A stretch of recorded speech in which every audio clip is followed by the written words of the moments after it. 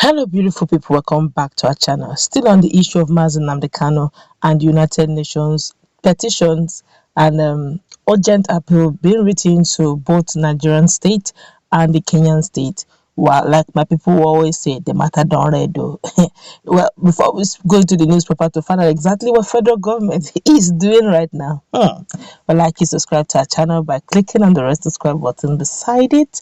You will see a bell notification icon. Please go ahead, click on it to get notified as soon as we update our channel on YouTube. While the United Nations on Tuesday released documents showing the urgent appeals it made on 3 occasions, 1, 2, 3, not one, no, 1, 2, 3, to the Nigerian and Kenyan government to respond to allegations of illegal arrest and extradition of Nnamdi Kanu.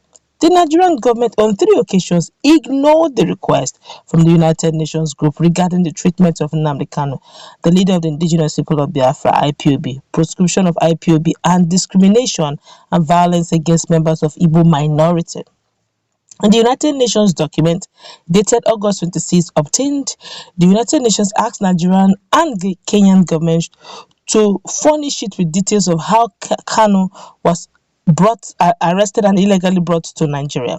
The United Nations document stated that the urgent appeals were made in our capacity as special rapporteur on torture and other cruel, inhuman, or degrading treatment or punishment, working group on arbitrary detention, working group on enforced or involuntary disappearance, special rapporteur on the right of everyone to the enjoyment of the highest attainable standard of physical and mental health, special rapporteur on minority issues, and special rapporteur on promotion and protection of human rights fundamental freedoms while countering terrorism pursuant to Human Rights Council resolutions.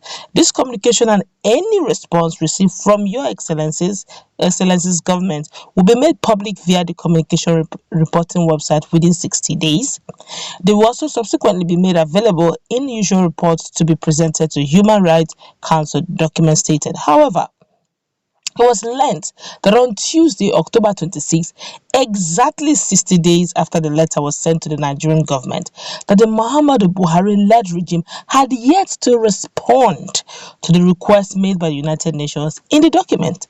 Alo Ejimako, Special Counsel for Indigenous People of Biafra leader, said that the Nigerian government has not responded to the request, even though the Buhari regime acknowledged receipt of the document on the September 17, 2021. The letter from the Nigerian government read in part, permanent mission of the Federal Republic of Nigeria to the United Nations Office and other international organizations in Geneva present its complaint to the Office of the High Commissioner for Human Rights Special Procedure Branch and has the honor to acknowledge receipt of a joint urgent appeal from Special Procedure reference number UANGA 5/2021 dated on the 26th of August 2021 addressed to the Honorable Minister of Foreign Affairs of the Federal Republic of Nigeria on allegations of enforced disappearance or arbitrary detention, torture, and ill treatment of Mr. Nnamdi Kanu. The permanent mission wishes to inform that the joint urgent appeal has been forwarded to its headquarters for necessary action and any response will be transmitted as soon as received. Also, the United Nations Working Group on Arbitrary Detention under the United Nations Commission on Human Rights, that's UNCHR, in a letter to the Minister of Foreign Affairs, accused the Nigerian government of ignoring 2 previous communications from the organization.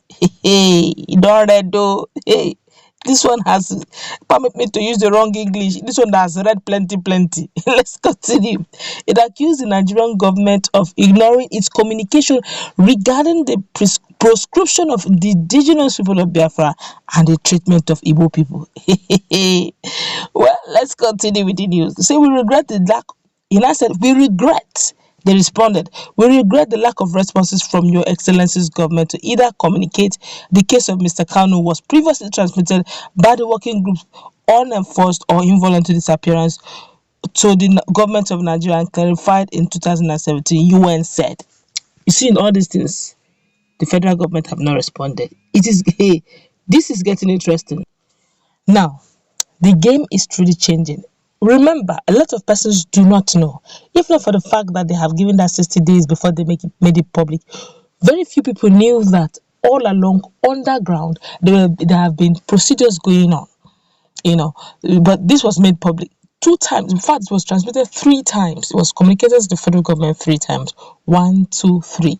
They asked for prescription. They asked questions why IPB was prescribed, why they mentioned the issue of minority group. Don't forget that the UHCHR, thereabout, that's United Nations on Human Rights and all that, have one of their major functions is to safeguard the rights of human, anybody whose rights have been abused and all that, bring it through them and come with your documentations.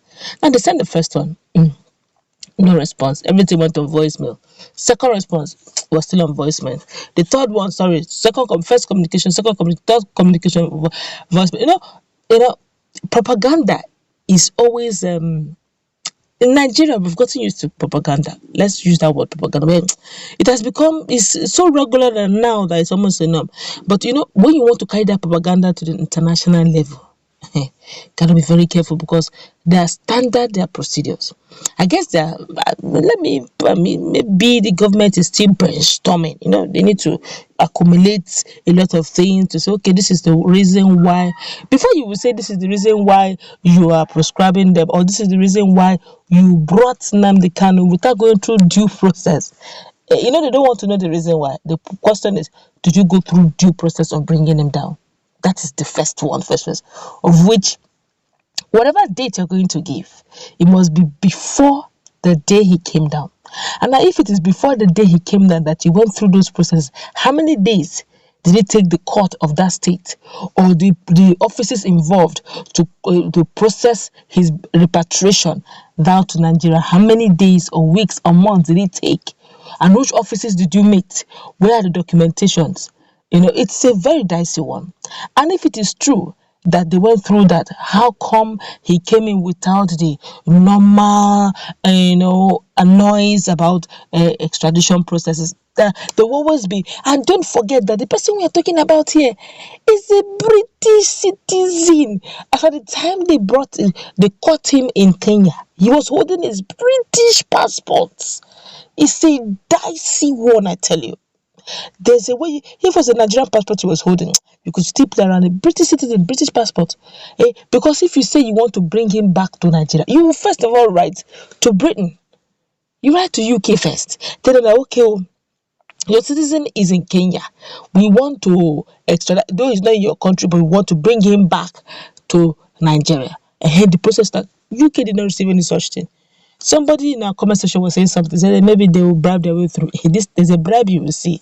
Even yourself, you are scared of going into that bribe. We don't know how to play out, but all fingers are crossed, all eyes are open, everybody's watching in 3D and see how this will play out. Let's meet in our comment section. What's your take? Do have a nice day.